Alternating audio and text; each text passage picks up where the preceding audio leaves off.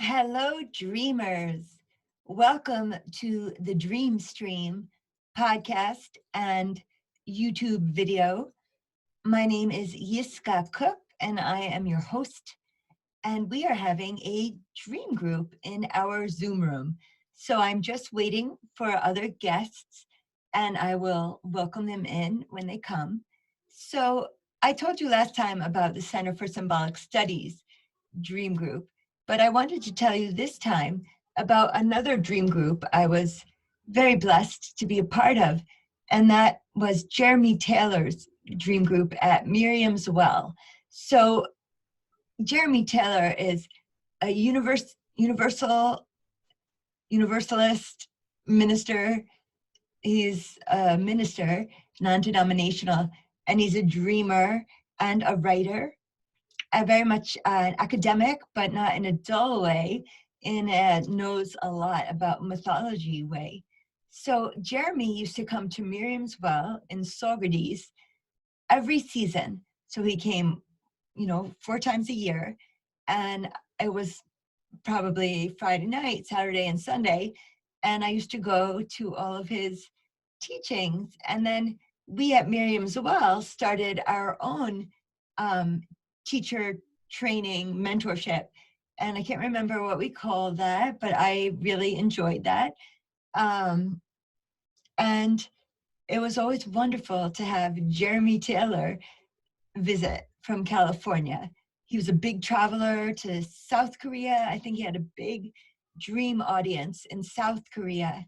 And he's written some amazing books. I think the first book that I had read about group dream work was from Jeremy Taylor, and it was called Where People Fly and Water Runs Uphill.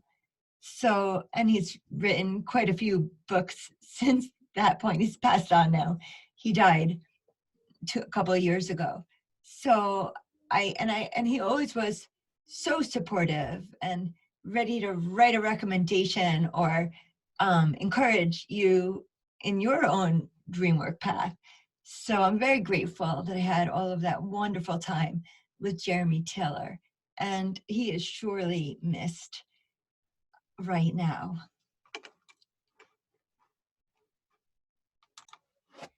Hello again, dreamers. So we have Brendan Merritt here with us in our dream group and Ellen Ronis in our dream group.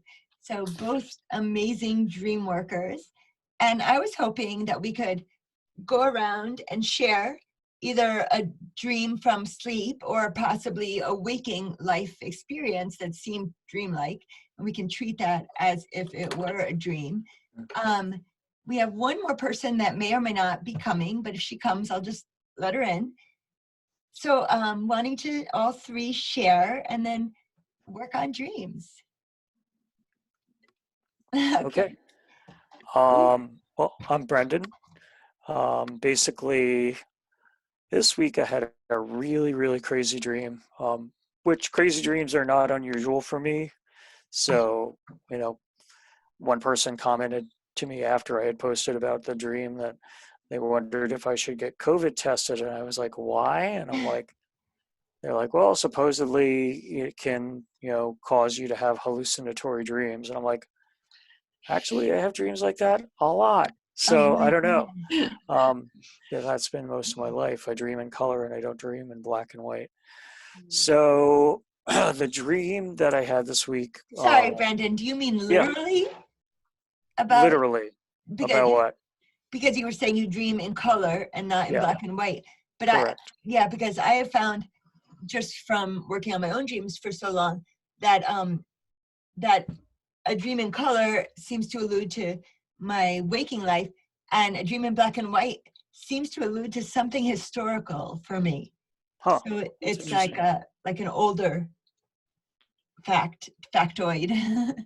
So that's interesting. So you just dream in full color. Yep. Maybe one or two that I can barely remember were in black and white. Cool. So please do share. Yeah. So in the dream I had this week, I was in the house that I grew up in. At least that's what it felt like on the inside.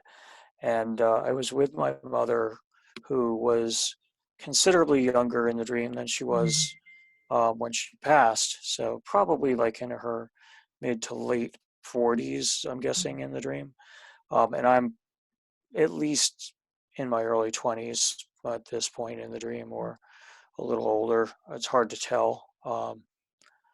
But we're walking up the stairs, we're talking about something, and as we're going up the stairs, all of a sudden there's this huge rumbling, and the entire house shakes like there's an earthquake happening. My gosh. And all of a sudden the house flips on its side, and we're like both hurled from the stairs onto the wall, and we both land like on our backs, and I seem to be able to shake it off. My mom seems like she's injured.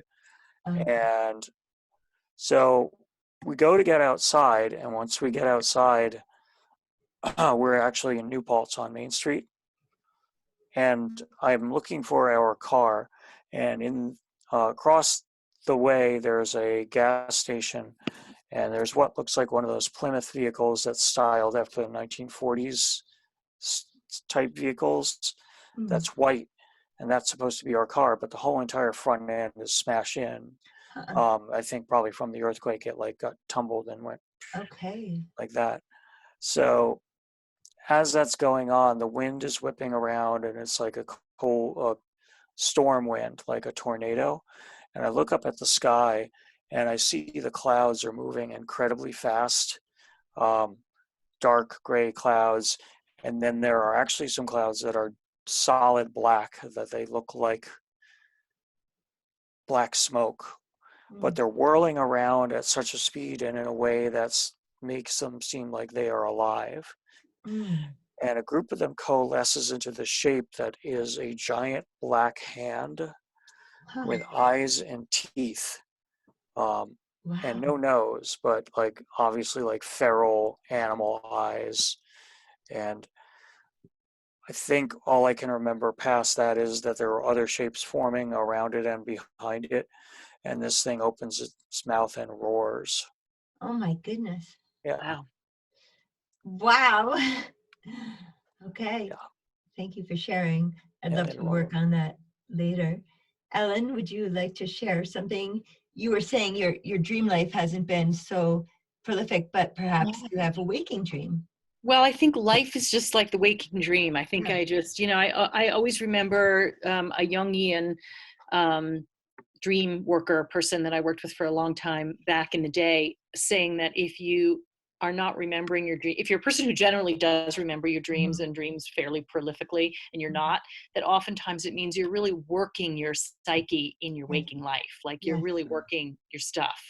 And I feel like that's really true. I've been really deep in. Well, I've been also in my head, like to the point of having a massive headache, like so many thoughts and trying to force something to happen that doesn't want to happen. But in general, I just feel like, I'm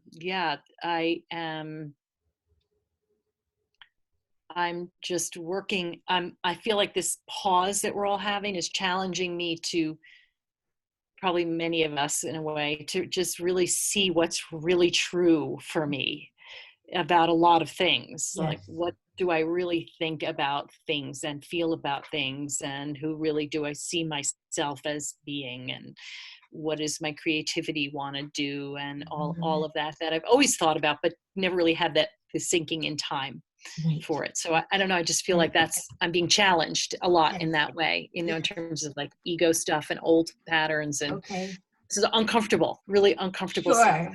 Really painful. Ego stuff often is very uncomfortable. Horrible. Yeah, it's just really awful. But it's good in a way too. So I'm glad about that. Yeah, I did have one little teeny snippet. Here I go with the little teeny snippet, and it has something to do with being in a hospital and like flesh and like surgery. But I think it's because I watched a show about that, like an emergency room kind of show, like 3 nights ago. So it feels more like day residue, like something that you were seeing. I think so. Yeah.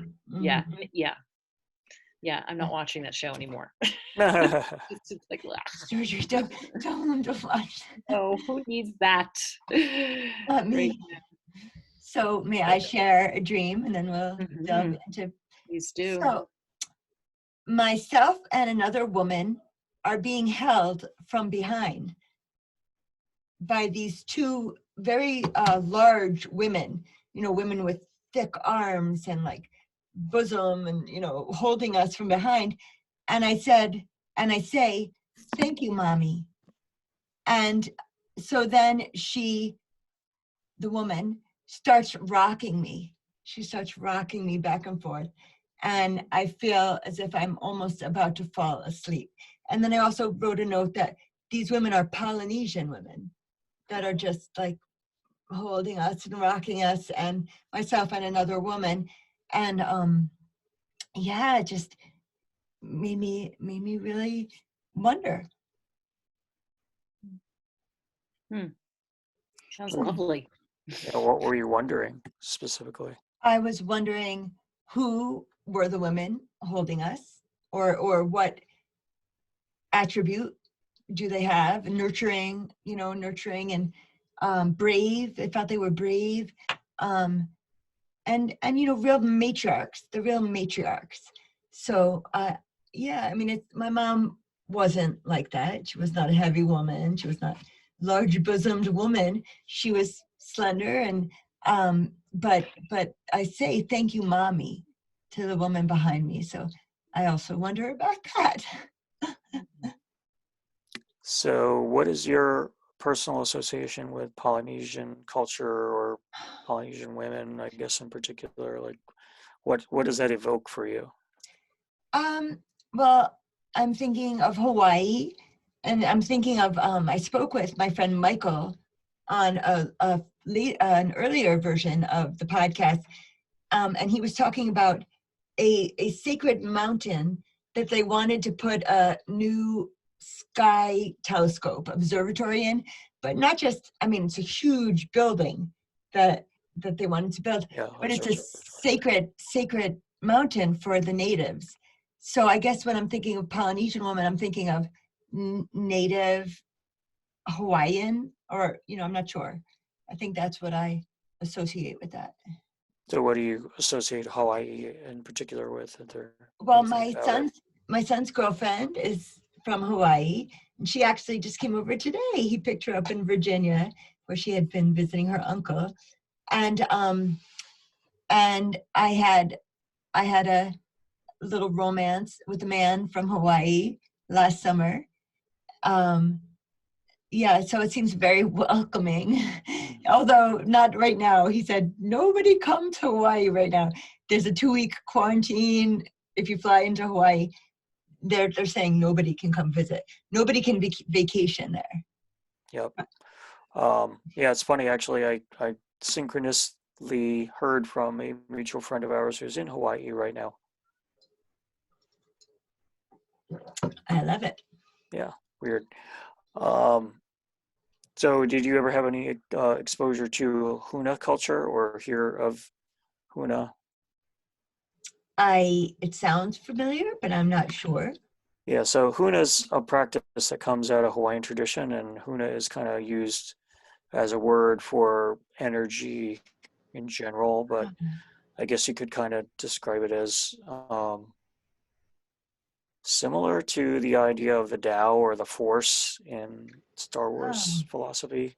It's the okay. energy that flows through all things, Yes, yes. and yeah, so The Holy Spirit, the Shekhinah. yeah, but Yes. yeah, of the Earth itself, I guess. Yes. So Okay. Oh, I love that. Deeply connected to the roots, literally. The roots Yeah, of yeah, the earth. and for my dream, I think symbolically, that's what I think of when I think of indigenous people. They've got traditions that span back thousands of years that connect them very strongly to the earth Yes. in the ways that those of us who are raised in uh, Western culture, whatever you want to call it, don't really have access to. Yeah. Yes. It's why we get so many like plastic shamans and, dime story Indians and white people who want to try to be connected to native culture in some way. Mm-hmm. Because we have a longing for that we haven't really mostly been able to fill. Mm.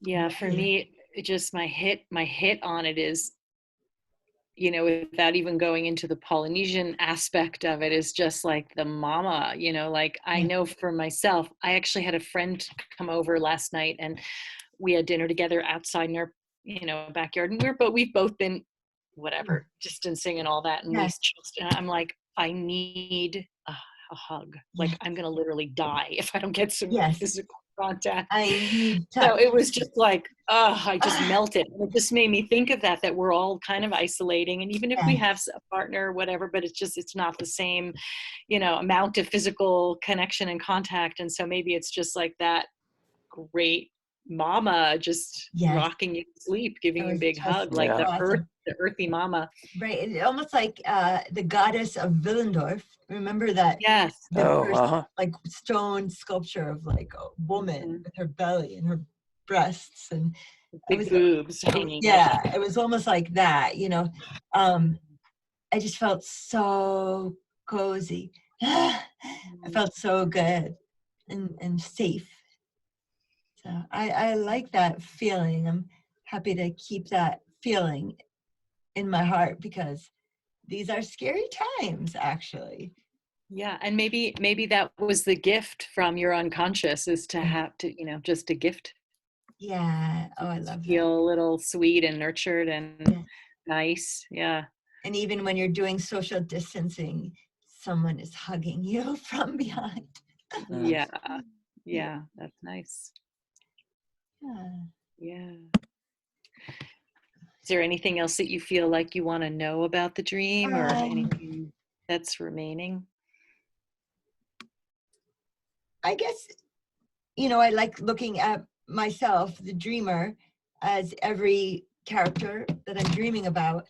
And so if this woman is really like the nurturing mommy, I think that's kind of being asked of me with my 10-year-old son right now. He wants to know, I'm taking care of him. Am I going to be all right? Are we safe? Are you going to be all right? And aren't you going to take care of me? So I think I'm being called upon to be that nurturing, large, busted woman. Yeah. Yeah. At least energetically. Yes. Yeah, at least energetically. I won't be insulted by that. We'd have to be feeding you a lot. So I'm good with that. Eat a little more meat out of your bones. Your mama, she no feed you, huh? I know. I used to go to a gym like for 4 or 5 years, and I had asked the owner of the gym and also a trainer at the gym, I can't gain weight. Like I used to work out like 3 times a week. I can't gain any weight. And both of them, not together, independently of each other, said, you just need to eat more. You just need to eat. You want to gain weight? You got to eat. So I thought I had been eating pretty well, but I still wasn't gaining. That has never been a problem for me. So not relate. It was never a problem for me until, the MS. Like, yeah, was never a problem for me until my diabetes really kicked in either. So. But I shifted my diet a lot too once, so I lost the weight and kept it off by doing that. Great. Yeah. You've always been thin, Brendan, as long as I've known you. Yeah, not for as long as you've known me. I think maybe like, I don't know, when I was probably at my heaviest, I was about 185 maybe. Okay. So that's a good 40 pounds more than I weigh now. Okay. Wow. Okay. Yeah, that's a substantial amount. Yeah. Yes. So Brendan, would you mind telling us your dream again? So sure. It's fresh in my head, and then we'll explore it. Thanks. So basically, I'm in the dream and I'm talking to my mother, and we're walking up the stairs to the house that I grew up in. Visually, that's what it looks like. And all of a sudden, there's a huge rumbling, and everything starts shaking really violently, like an earthquake. And I think at first I'm kind of like, what the hell? This isn't San Francisco. This is New York. Yeah. And all of a sudden, the house gets flipped on its side. Oh my gosh. And where we were on the stairs, we get thrown toward what is one of the walls. And both of us land on our backs. I'm able to kind of get up and shake myself out of it, but I'm not sure if my mom is injured or not. So I'm like, are you okay? Can you get up? We get up and somehow we make it outside of the house, and we're looking for the car to go drive, I'm guessing to take her to get some medical attention. And I look for the car, and then I see it across the way, and we're actually in New Paltz now outside of my house. And I grew up in Poughkeepsie, so somehow that was like poof. We're in New Paltz on Main Street, and I look across the street at one of the gas stations / garages, and our car is there, but the whole driver's side front end is smashed in. And I'm guessing that it got thrown like onto its snout during the earth rumbling. So I'm like, oh wow, we're not going anywhere. And people are like running around and panicking and screaming, and the wind is whipping around like a storm is coming or a tornado. And I look up at the sky, and the clouds are just like moving really rapidly across the sky, mostly dark gray and light gray, but there's all of a sudden there's this plume of black cloud which looks like smoke, and it's moving in such a way that it looks like it's very alive. And it forms itself into a giant black hand, kind of just facing out like that. And you could clearly see the fingertips and everything, like it can articulate, but there are 2 eyes and a mouth on it that But no are like nose. feral, glowing yellow eyes, and the mouth is filled with very sharp teeth. And toward the end of the dream, I think I see more clouds, black clouds like that, swarming behind it and forming other shapes, some of them dragon-like. And this thing it roars really loud, and the roar shakes the entire world. Wow. That's really it. How did you feel when you woke up from this dream? Panicked. A little panicked. Yeah. Because this thing was going to eat us, all of us. the hand. Yeah. Okay. It was just going to go down and scoop us up like in, munch. So have you ever seen a cloud formation that evoked something in you, whether good or bad?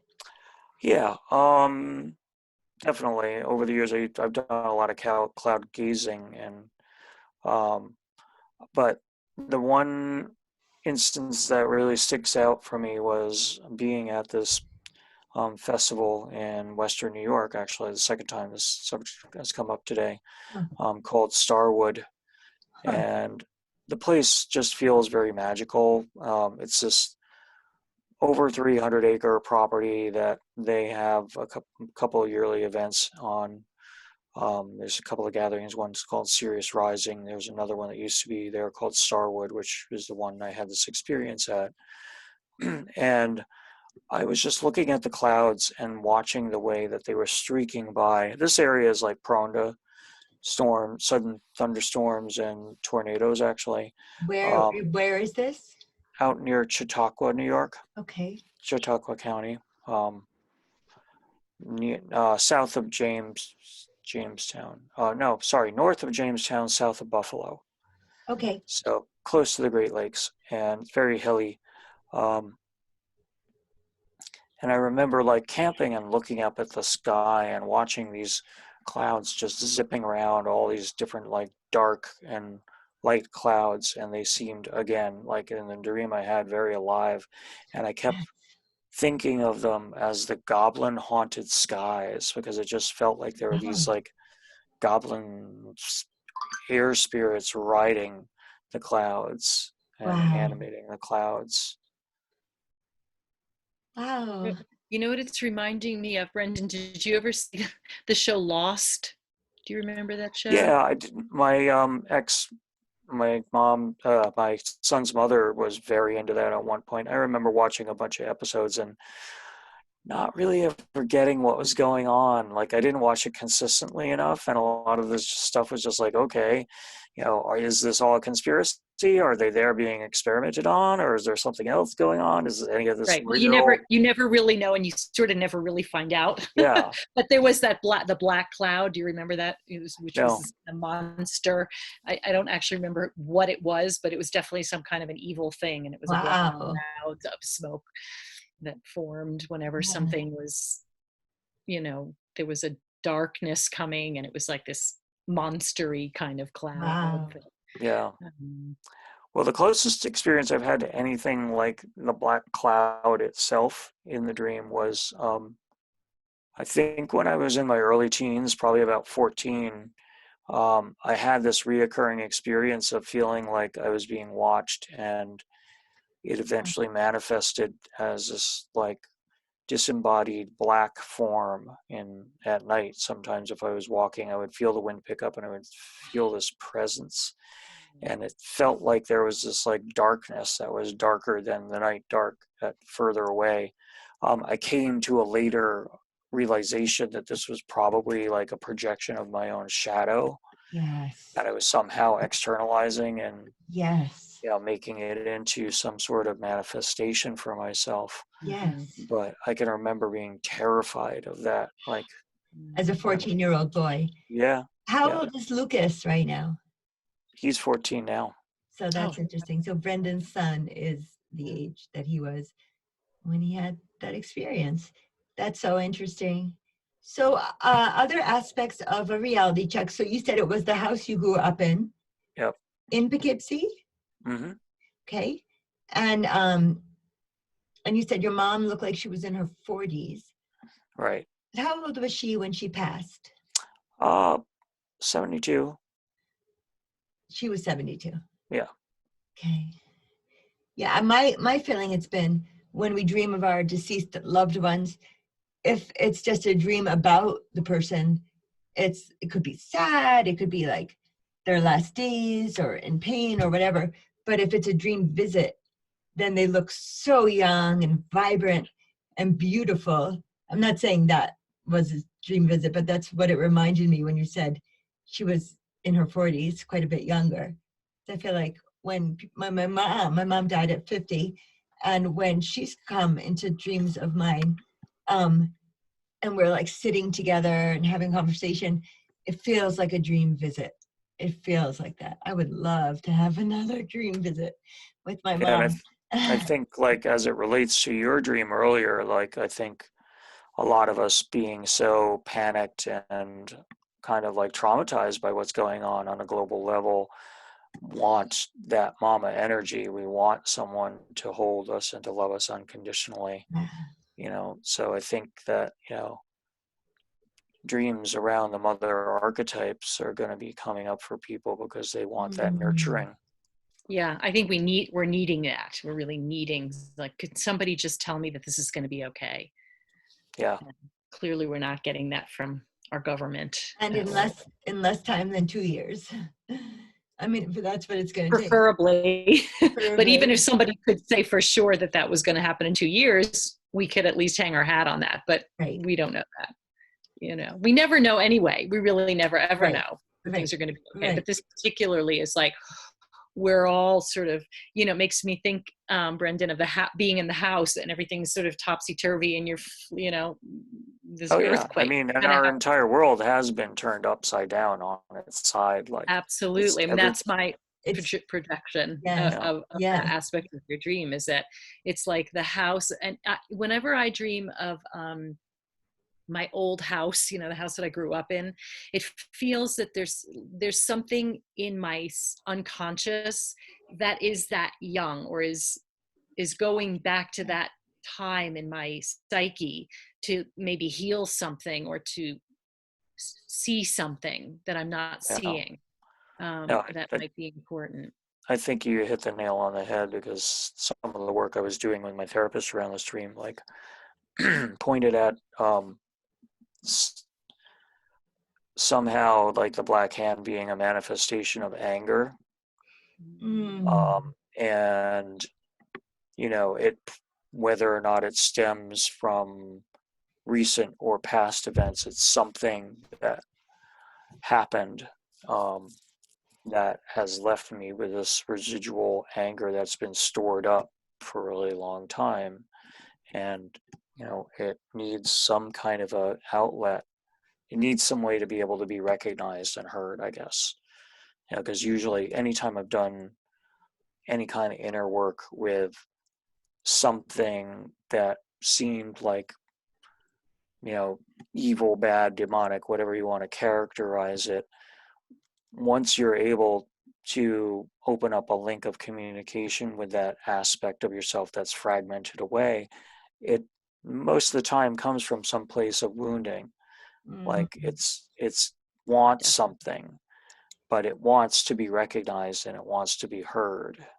Absolutely. It reminds me of, I don't know if it's a poem or something that I heard about, might be like a Mary Oliver poem, I'm not sure, but it was something about like inviting all the different pieces of yourself to the dinner table. Yes. Like the kooky one that wants to wear the funny hat, and the dark one, the evil cloud with the big teeth and the funny eyes, like just invite them all to the dinner table and be like, hey, what you got?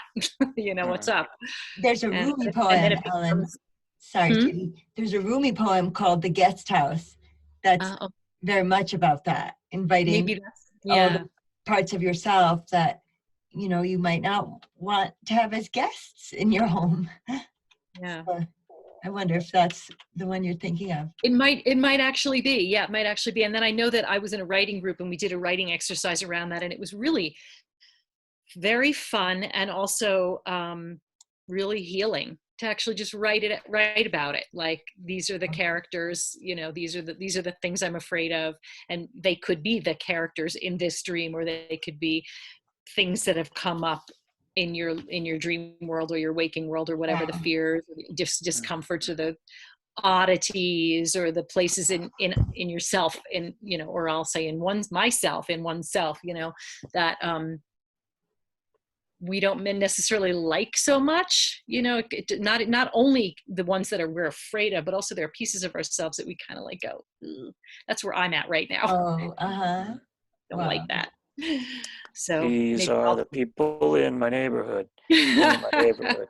In my neighborhood. Well, I can't help but think of, because at first when you were talking about the hand-shaped cloud, I was thinking about how we trace our hand to draw the turkey, right? The giveaway bird. And but then I'm also in this furtherance of conversation, I'm thinking of the hamburger helper. Oh no. Yeah. Which is very scary. Now, if I want to turn that image on its head and like transmute it, that would be a great way to do it. Just superimpose that face on the thing. Right. Well, yeah, it would deactivate it. Activate it. Yeah. Yeah, it would make it like, that's silly. But also you don't want to ignore the feeling around it, right? You want to be able to be like, whoa, that was really terrifying. Yes. And I guess I think of the hand is the great manipulator, and obviously the word manipulate comes from the Latin word for hand, which is mano, or I didn't realize that. That makes and it it's in other Latin-based languages, it's something similar. So no, I agree with the both of you that the world is turned on its side right now. I mean, that's almost the best way one could describe what's happening. But I also often, when I dream of houses, or other people bring me dreams of houses, it seems to be the human body. So for instance, if I dream of a staircase, it's often the spinal column, or the basement is the like subconscious, the attic is the superconscious, the supernatural. So I'm wondering what that would entail, what that would indicate, that if my house is me and I fall on my side, I want to be careful, of course, not to fall because, that could be dangerous.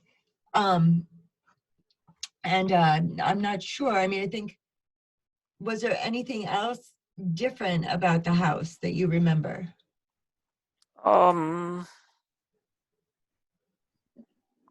Well, I think for whatever reason, there was a noticeable absence of my grandparents. It was actually their house.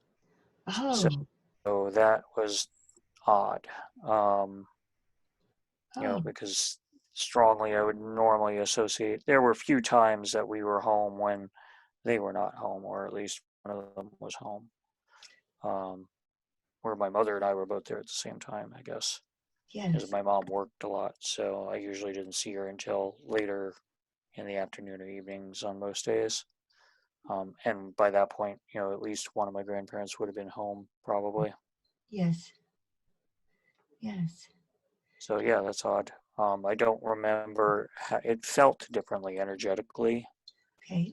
than it did in real life, and it's hard to put a finger on what that is exactly. Mm, It felt a little lighter, actually, like more sunlight than there okay. was in actual life. So I need to upgrade my Zoom room. It seems that we have 3 minutes and 37 seconds Oh left. no! I know.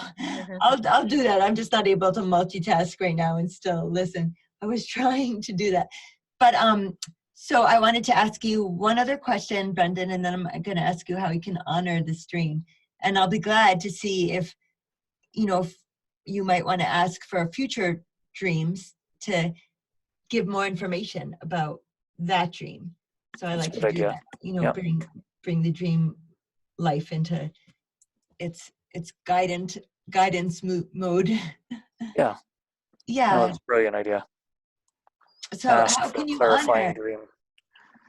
Well, I could journal about it. I think I do Yeah, want to try to absolutely. do that.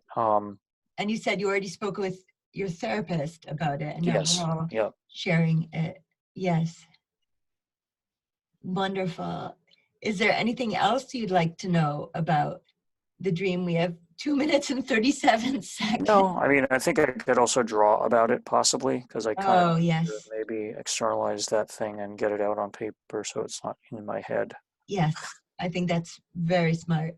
That's how Robert Moss used to teach us to work with children and their dreams.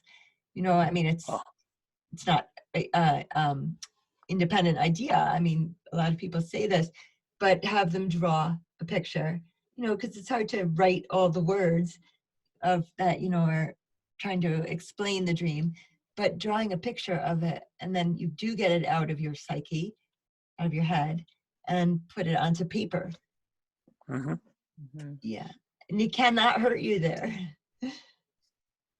Right, exactly. Yeah. I have an eraser and I will use it. I love it. Yeah. Well, thank you both so much for coming. So again, we're going to be doing, regular dream groups on Saturdays at 3. And, you're welcome to come regularly, or to miss a few is fine, of course. And if either of you know of any other dreamers who might want to join us in this dream group, please let me know, or, we'll invite them. Great. Okay, listeners, thank you so much for joining us in our dream group, our dream stream dream group Zoom room. And I hope that you have a great day. So I used to say, Brendan and Ellen, until we meet again.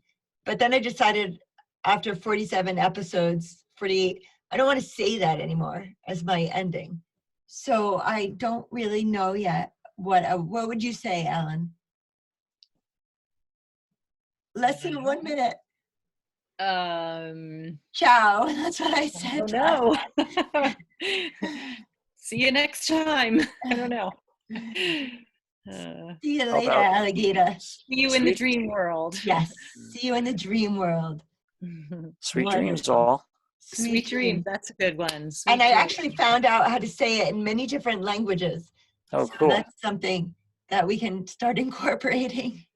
Bon rêve. It'll- French. Now I know I say that. Holamod metukim, Hebrew